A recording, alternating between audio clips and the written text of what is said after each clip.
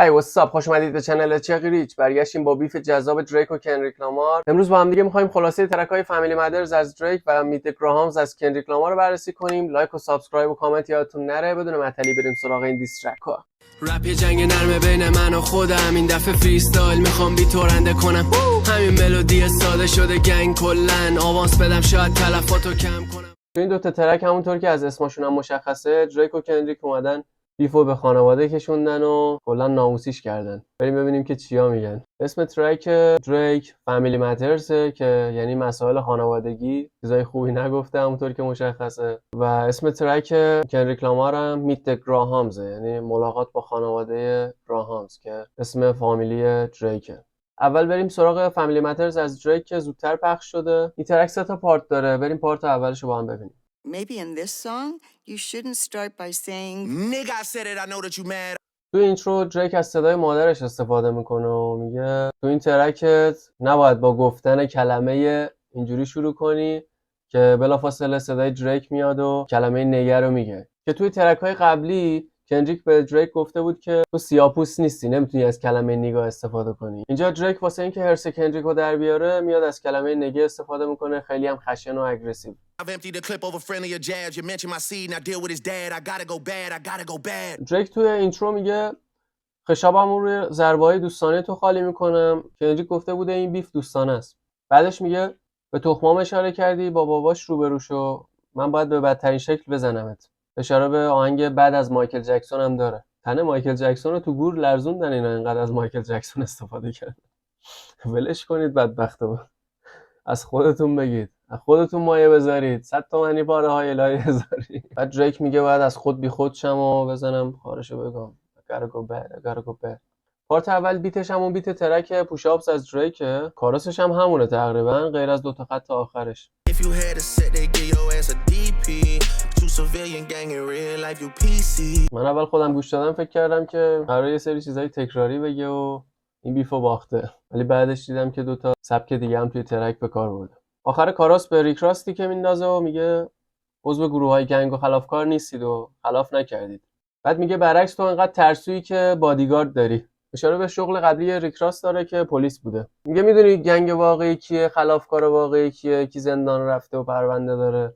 وای جی، چاکتی که لقب دگیمه و سی بی هم کریس براون رو میگه کریس براون با اینکه پاپ میخونه از شما گنگ تره که عضو بلادن هر ستا اینا. بعد جالبه دریک میاد به جی کول هم تیکه میندازه و میگه من مثل جی کول نیستم که پشیمون شم و عذرخواهی کنم و شب خوابم نبره از ترس.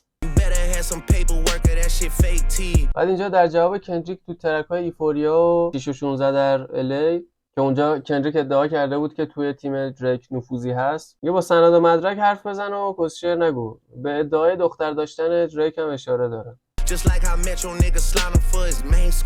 بعد اشاره به ساعت AP داره که لیل وین بهش هدیه داده بود و ازش دزدیده بودن. میگه درسته که این ساعت از من دزدیدن.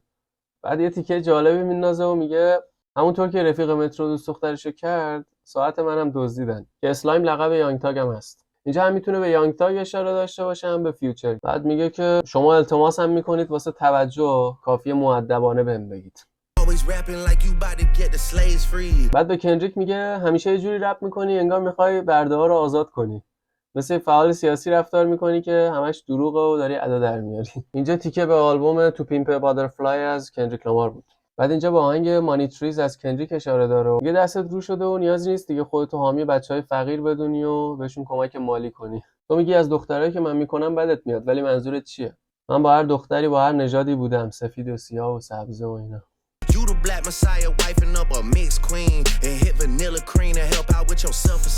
تو مسیح سیاه‌پوست با یه ملکه مختلط همراه میشی. که کندریک و ناجی هیپ هاپ سیاه‌پوستا میشناسن و بهش میگن مسیح سیاه‌پوست. میکسد کوین هم اشاره به زن کندریک لامار داره که دورگه است، که قبلا کندریک گفته بود تو آهنگاش وقتی یه دختر سفید پوست کردم احساس کردم تمام اجدادم دارن بهم افتخار میکنن و واسم دست میزنن. دریک میگه تو نژاد پرستی ولی زنت دورگه است. دیگه واقعا تو قرن 21 نژاد پرست بودن چیز کسچریه. همه یه انسانن دیگه، حالا طرف یا سیاه یا سفید یا دورگه است دست خودش نبوده که. واقعا یارو تو آمریکاست ولی فکرش عقب مونده است، جهان صدومیه فکرش. بعد میگه تو نقطه ضعف دخترای سفیدپوسته، وقتی میکنیشون اعتماد به نفست میره بالا. کندریک از این که اجدادشون برده بودن مثل اینکه عصبانی. on so Bobby shit, I wanna know what Whitney need. اینجا دوباره دریک اسم زن کندریک رو میاره و میگه مثل کاسب مواد میخوام ببینم زنت ویتنی چی نیاز داره. دوباره به خیانت زن کندریک با منیجرش دیو فری اشاره میکنه. میگه عشق دوران نوجوانیتون دیگه تموم شد و الان دیگه عاشق هم نیستید. که کندریک و زنش چندین سال با همن از دوران نوجوانی. بعد دریک میگه که اگه تو عاشق بچه‌هاتی چرا تو ویدیوهات نمیاریشون؟ ما نمیبینیمشون. میگه ما میتونستیم پای بچه‌ها رو به این بیف باز نکنیم ولی تو بحثو کشوندی به خانواده و منو مقصر ندون. بعد میگه تو هم یه سگ عوضی و پستی مثل ما و فقط داری ادای خوبا رو در میاری.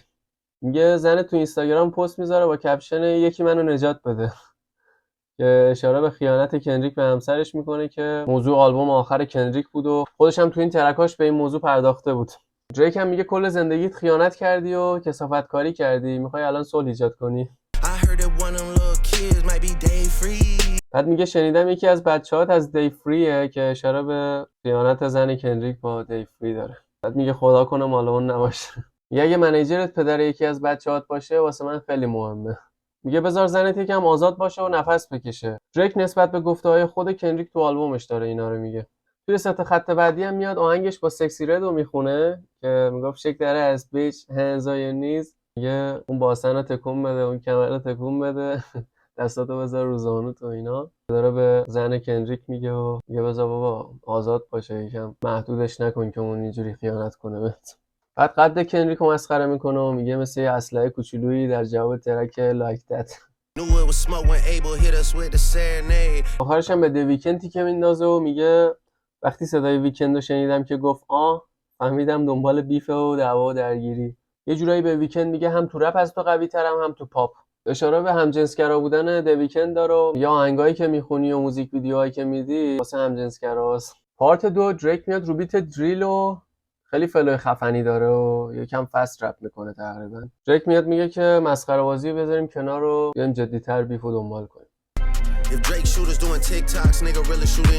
این ترک یه موزیک ویدیو هم داره که تقریبا مثل ویژوالایزر و یه لیریک ویدیوه. داخل موزیک ویدیوش هم میاد یه ون مثل همون ونی که توی کاور آلبوم گود کیت مد سیتی از کندریک لامار بوده رو خورد میکنه و لهش میکنه که یه جورایی میاد به کندریک میرسونه که من تو رو له کردم و نابودت کردم. بعد میاد گردنبندایی که از فارل ویلیامز خریده بود و میندازه. دوباره میاد به ویکند تیکه میندازه و میگه برو پاپتو بخون، به رپ نمیخوری.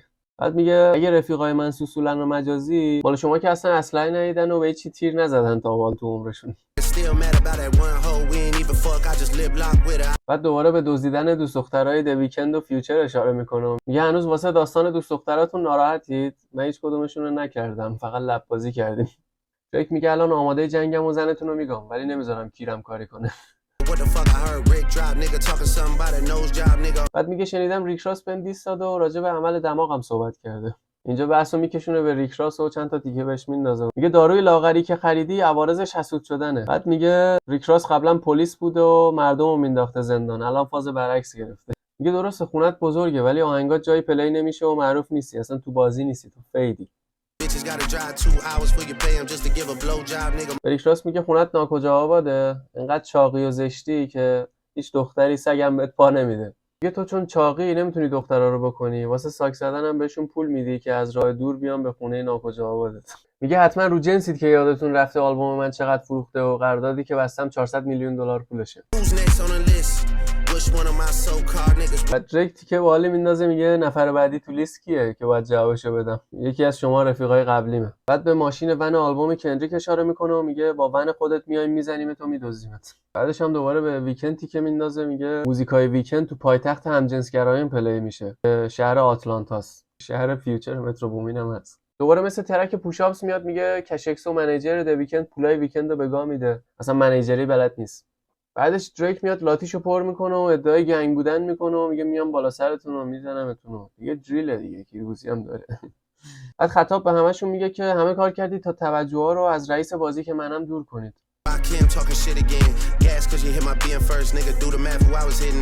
رکیم هم اسم ایسپ راکیه که میگه تو اول مادر بچه‌مو کردی و بعدش من مادر بچه‌تو کردم. که مادر بچه دریک اسمش صوفی براساکسه، مادر بچه ایسپ هم ریاناست. یه جورایی میگه تلافی کردم دیگه میگه کاری نداریم ما.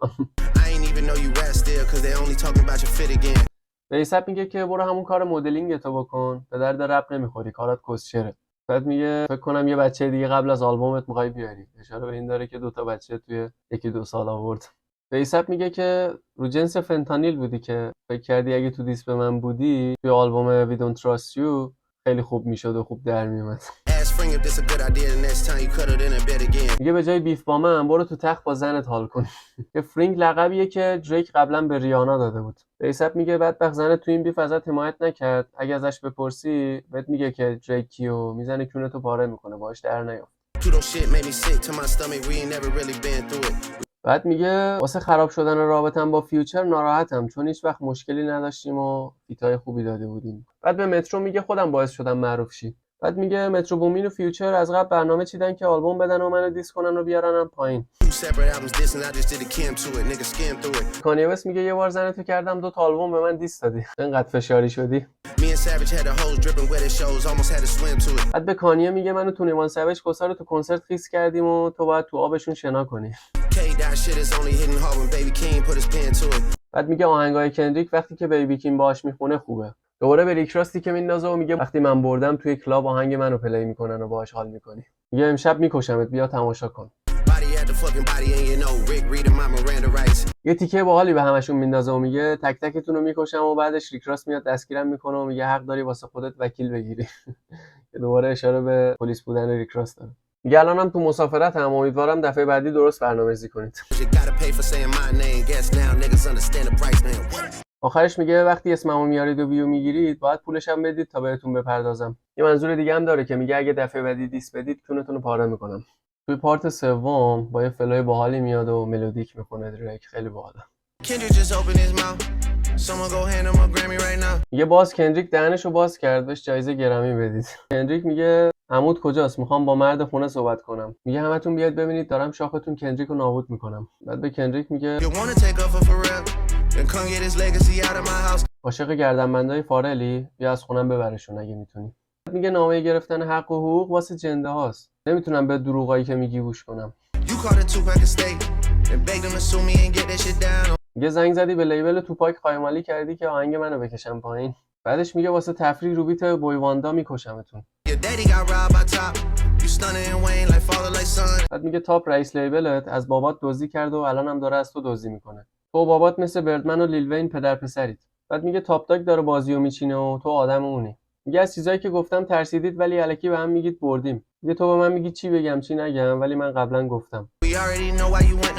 میگه همه میدونن ترکتون به خاطر اینکه دیس به من بود ترک 1 جدول بیلبورد شد. یه کار شرافتمندانه کنید و مثل یه آدم بیاد بهم پول بدید جای اینکه منو دیس کنید. بعد دریک میگه درست گفتی 3 نفر بزرگترین نداریم. فقط مال دریکه که بزرگه ویدیوش هم موجوده. اشاره به دول خودش داره.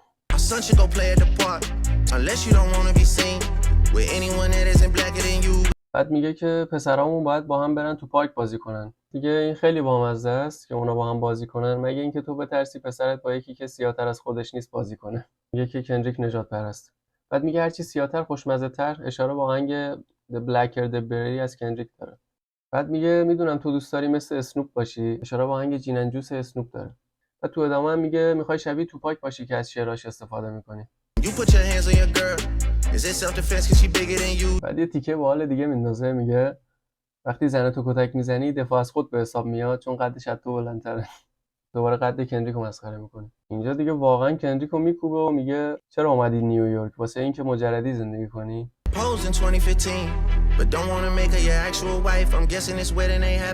یه چند سال باش نامزد کردی چون نمیخوای زن واقعیت باشه چون تو از زنای سفیدپوست خوشت میاد. بعدش یه ایهام باحال میزنه و میگه تاریک ترین رازها داره برملا میشه اشاره به تغییر رنگ پوست مایکل جکسون هم داره. بعد میگه تو هم مثل مایکل جکسون با سفیدپوستا فیت میدی تا طرفدار سفیدپوست پیدا کنی. با اشاره به ترک لایک دت کندریک لامار میگه همونطور که خودت گفتی شاید من پرینسم و تو مایکل جکسونی. میگه تاپ مجبورت میکنه با سفیدپوستا تو ترک‌های پاپ فیت بدی. به کندریک میگه تو با جیکول رفیق بودی ولی بهش پشت کردی و بهش دیس دادی. یه داری حرفای منو قبول میکنی بهش ایمان میاری چون درسته و هر حرفی میزنی منو آزار نمیده. میگه مثل سابق با همه گردنبندام با هواپیما فرود میام تو دلایا و هیچ کاری نمیتونید بکنید. This shit gotta be over by now for anyone out here that's calling it right. You dead. میگه این بازی دیگه واسه همه کسایی که پیگیرش بودن الان تموم شده و شما مردید و کشتمتون. یه جایی واسه قایم شدن نیست. They hired a crisis management team to clean up the fact that you beat on your queen. یه تیم مدیریت بحران استخدام کردن تا این واقعیتی که زنت و کتک میزنی رو از همه جا پاک کنی. یه تصویری که کشیدی اونطوری که باید به نظر نمیاد چون تو مردی. واقعا هم کشش دریک تو این بیف. خب بریم سراغ بررسی ترک میت د گراهامز از کندریک لامار. معنیش ملاقات با خانواده گراهامزه که اسم فامیلی دریکه. این ترک 4 تا ورسه، برخلاف ترک فامیلی مدرز از دریک بیت سویچ نداره و روی یه بیت میخونه این ترکو. این ترک در واقع نامه‌ای به خانواده دریکه که تو 4 تا ورس به اعضای کل این خانواده می‌نویسه و در مورد کمبودا و چیزایی که دریک نداره تو زندگیش صحبت میکنه. ورس 1 رو خطاب به پسر دریک آدونیس نوشته. Dear Adonis, I'm sorry that man is your father. Let me be honest. میگه آدونیس عزیزم، من ازت عذر میخوام که بابات یه مرد واقعی و مسئولیت پذیر نیست. I look at him and wish your grandpa would a world condom. یه وقتی به دریک نگاه میکنم میگم ای کاش پدر بزرگت کاندوم میذاشت تا دریک متولد نشه، ولی دیگه کارش نمیشه کرد. مجبوری با اون بزرگ شی. ولی حرفایی که میزنم یادت باشه. Sometimes our parents make mistakes that affect us until we grown. وقتی پدر مادرمون اشتباهی میکنن ممکنه تا بزرگسالی رو ما تاثیر بذاره. Hey, you're a good kid that need good leadership. Let me be your mentor since your daddy don't teach you shit. تو بچه خوبی هستی و نیاز به یه مربی داری. بذار من مربیت باشم. و چیزایی رو که بابات بهت یاد نداده رو بهت یاد بدم. هیچ وقت اجازه نده کسی تحقیرت کنه و بهت بی‌احترامی کنه. یا همونجا بمیر یا یه گلوله تو مغزش بزن و کارشو تموم کن. Never fall in the escort business. That's bad religion. هیچ وقت وارد صنعت پورنو هرزگی نشو و تنفروشی نکن. اشاره به ترک فامیلی مدرز داره و مادر آدونیس که قبلا پورنستار بوده. Never code switch, whether right or wrong. You're a black man. هیچ وقت دو پهلو حرف نزن و مثل یه مرد سیاه‌پوست واقعی رو حرفت بمون. مثل دریک هرزه نباش. حتی اگه به سود هدفات نبود، حقیقت رو بگو و ورزش کن و شنا برو. اشاره به ترک پوشاپس دریک هم داره. و تو زندگیت نظم داشته باش. Get some discipline. Don't cut them corners like your daddy did. Fuck what Ozempic did. ورزش کن تا سلامت باشی و مثل دریک و ریک راس مجبور نشی داروی لاغری تزریق کنی و پهلوهاتو آب کنی. کلاً به جراحی لاغری دریک اشاره داره. یه اشاره هم به فستیوال دریک تو برزیل داره که کنسل شد. Understand, no throwing rocks and hiding hands. That's law. اینو بدون از هر دستی بدی از همون دست میگیری. این قانونه. عواقب کاری که میکنی رو باید قبول کنی، چه خوب چه بد. Don't be ashamed about who you with. That's how he treats your moms. خجالت نکش از اینکه مادرت پورنستار بوده و مثل بابات باهاش رفتار نکن. به داستان پیدا شدن پسر دریک آدونیس اشاره داره که اول توی دیسترک The Story of Addition از پوشاتی این موضوع رو برملا میکنه. بعدن دریک مجبور میشه تست دی ان ای بگیره و بعدش هم میفهمه که آدونیس پسرشه و مجبور میشه اونو قبول کنه. بعد دیگه 5% مردم فقط این موضوع رو میفهمن و درک میکنن ولی 95% نه. Be proud of who you are. Your strength come from within. به خودت افتخار کن چون قدرت تو از درونت میاد نه از پدر مادرت. میگه خیلی از سوپر استار واقعی ان ولی بابات مثل اونا نیست. You nothing like him. You'll carry yourself as king. Can't understand me right now. Just play this when you 18. تو چیت مثل اون نیست، تو قهرمان میشی. میگه الان حرفامو نمیفهمی و بهت حق میدم. پس وقتی 18 سالت شد به این ترک گوش بده. نامه جالبی بود. بریم ورس 2. Dear Sandra, your son got some habits. I hope you don't undermine them. ورس 2 خطاب به مادر دریک میگه که اسمش ساندراست. میگه ساندرای عزیزم، پسرت یه عادتایی داره، امیدوارم عادتاشو تضعیف نکنی. مخصوصا با همه دخترایی که تو این آب و هوا آسیب دیدن. منظورش آمریکاست. تو یه زنی و با احساسات آشنایی. امیدوارم یه مرد بتونه درکت کنه و کور نباشه. Dear Dennis, you gave birth to a master manipulator. به پدرش میگه تو یه استاد دستکاری زنها رو به دنیا آوردی. استفاده از شما برای اثبات شخصیتش لطف بزرگی بوده. I think you should ask for more paper and more paper. اینجا هم کندریک سعی میکنه بین دریک و پدرش دعوا بندازه و میگه چون تو سیاه‌پوستی و پسرت سفیدپوسته، اگه تو یه رگش نبودی توی هیپ هاپ اعتباری نداشت. میگه به خاطر همین موضوع باید بیشتر ازش پول بخوای چون بهش اعتبار دادی. میگه من تو رو به خاطر اعتیادش به قماربازی مقصر میدونم. اشاره به طلاق پدر مادر دریک توی 5 سالگیش داره. میگه چون دریک بچه طلاقه اینجوری شده. Psychopath intuition, the man that like to play victim. میگه دریک یه بیمار روانیه که دوست داره نقش قربانی رو بازی کنه. تو یه آدم عوضی و وحشتناک و بزرگ کردیده نیست. Your son's a sick man with sick thoughts. I think niggas like him should die. و دوباره به مادر دریک میگه این چیزی که میگم خیلی مهمه، گوش کن. میگه پسرت یه فرد مریضه با فکرای مریض که کسایی مثل اون باید بمیرن. میگه کسایی مثل دریک و هاروی وینستون یه فیلمسازه که متهم به تجاوز جنسیه. باید تا آخر عمرشون تو زندان آبخنک بخورن. He hates black women, hypersexualize them with kinks of a nympho fetish. بعد یه مدل اینستاگرامی گفته بوده که دریک مجبورش کرده بوده اورال سکس داشته باشه باهاش، که همون رابطه دهانیه. رابطه ساده نبود، یه فتیش خاص بود که کلی عذابش داده و تحقیرش کرده. میگه اون از زنای سیاه‌پوست متنفره و با فتیش‌های سخت و حشریش اونا رو آزار میده. Grew facial hair because he understood being a beard just fit him better. میگه دریک شریک جنسی سوم همه است. از اینایی که میرن با دو نفری که تو رابطن تریسام میزنن و نفر سوم میشن. میگه ریش گذاشته که اینو نشون بده. بیرد هم به ریش میگن، هم به فردی که این کارا رو میکنه، نفر سوم رابطه تو سکس و اینا. He got sex offenders on OVO that he keep on a monthly allowance. میگه دریک تو لیبلش مجرمای جنسی داره که با کمک اونا خرج ماهیانه لیبل رو در میاره. بعد یه تیکه جالبی هم انداخته، اسم لیبل دریک OVOه ولی کندریک اینجا گفته HOVO، یعنی لیبل هرزه ها. بعد دوباره رفتار دریک نسبت به پسرش رو نقد کرده و گفته یه بچه رو نباید ببری جایی که واسش مناسب نیست. دریک هم پسرش رو تو ترکایی که خونده برده و هم توی گروهش. We gotta raise our daughters knowing there's predators like him lurking. میگه ما دخترامون رو بزرگ میکنیم با اینکه میدونیم شکارچیایی مثل دریک در کمینشونن. میگه لعنت به رپ بتل، اون باید بمیره تا زنا بتونن با هدف و آرامش زندگی کنن. میگه من 12 سال تو این صنعتم و میخوام یه رازی رو بهتون بگم. میگه یه سیاست کثیف پشت این صنعته که آرتیستای مثل دریک اجرا میکنن. They be streamlining victims all inside of their home and calling them tender. یه امثال دریک افرادی رو دارن که واسهشون قربانی جنسی میاره که ازشون سوء استفاده کنه، ولی خودشون رو قربانی نشون میدن و ویدیوهای جنسی از خودشون پخش میکنن که به اهداف کثیفشون نزدیک شن. اشاره به همون فیلمی داره که دریک از خودش پخش کرد و کل فضای مجازی و حاشیه کرد. کندریک به زنا هشدار میده و میگه هر زنی که به دریک گوش میده باید مراقب خودش و دخترای اطرافش باشه که گول دریک رو نخورن. Cat Williams I gave the truth, so I'ma get mine.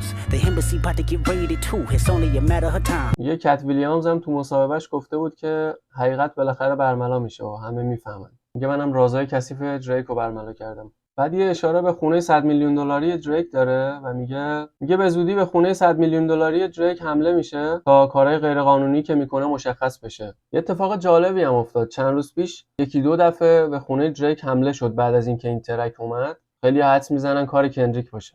Hey LeBron, keep the family away. Hey Curry, keep the family away. به لبران جیمز و استف کری از بازیکن‌های بسکتبال آمریکا هشدار میده که خانواده‌هاتون رو از دریک دور نگه دارید. میگه هر کسی که عاشق خانواده‌شه نباید به دریک نزدیک بشه. I'm looking to shoot through any pervert that lives. Keep the family safe. میگه من هدفم هر منحرفیه که مثل دریک داره زندگی میکنه و به زن‌ها احترام نمیذاره.